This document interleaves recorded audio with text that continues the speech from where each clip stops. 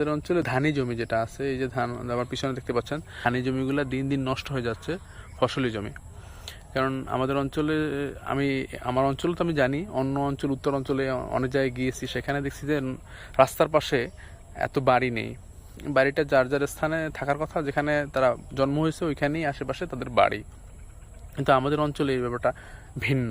তারা মনে করে রাস্তার পাশেই তাদের কমফোর্টের জায়গা, তারা পুরন বাড়ি ভেঙে বা ওই বাড়িতে সবকিছু রেখে দিয়ে আবার রাস্তার পাশে এসে নতুন বাড়ি করে। আর এই জন্যই এই ধানি জমিগুলো নষ্ট হচ্ছে। এখানে এই যে কোলাটা, এটা অনেক বড় একটা কোলা ছিল, এখন এই পাশে সব বাড়ি হয়ে গেছে, ওই পাশে বাড়ি হয়ে গেছে।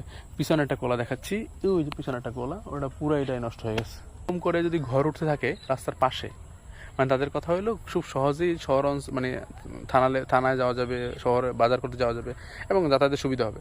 কিন্তু আমার প্রতিনিয়ত এখানেও রাস্তা আছে, বাড়ির ভিতর আমার যাওয়ার জন্য রাস্তা আছে, সব জায়গায় রাস্তা আছে, হয়তো ভাঙা ঠিক হয়ে যাবে, আবার ঠিক ছিল এখন ভেঙে গেছে।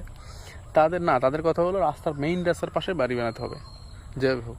আর ম্যাক্সিমাম এইখানে পুরা খালি ছিল, একদম আঞ্চলিক ভাষায় জলা ছিল, জলা। হ্যাঁ, মানে পুরোটা খালি ছিল, রাস্তা ছিল শুধু, এখানে মাঝখানটা রাস্তা দেখা যেত, আর কোনো রাস্তা দেখা যায় না। এই যে এটা বাড়ি, মানে 3-4টা বাড়ি ওই পাশে বাড়ি উঠতেছে। এবং এটা না শুধু এই পরে ওই যে ওই পাশে একটা স্কুল আছে আমাদের, ওইখানে স্কুলটা এখান থেকে সরাসরি সেটাও দেখা যায় না। এখানে 4-5টা 3-4টা বাড়ি উঠছে, বাড়ি না উঠলেও ক্ষেত বানায় ফেলছে, মানে ফসলি জমি নষ্ট হয়ে গেছে। এবং প্রতিনিয়ত আমাদের অঞ্চলে ফসলি জমিগুলো নষ্ট করে ফেলছে সবাই। আর যার জন্য প্রতিনিয়ত সব কিছুর দাম বাড়বে, এটাই স্বাভাবিক। ধানের দাম বেড়ে যাবে, যেহেতু ধান উৎপাদন হয় না আগের মতো, দাম বাড়বে, চালের দাম বাড়বে। মানে সরকারের আপনার দোষ দিচ্ছেন, নিজেদের লাভ নেই, আমাদের নিজেদের সচেতন হওয়া দরকার এই বিষয়গুলো।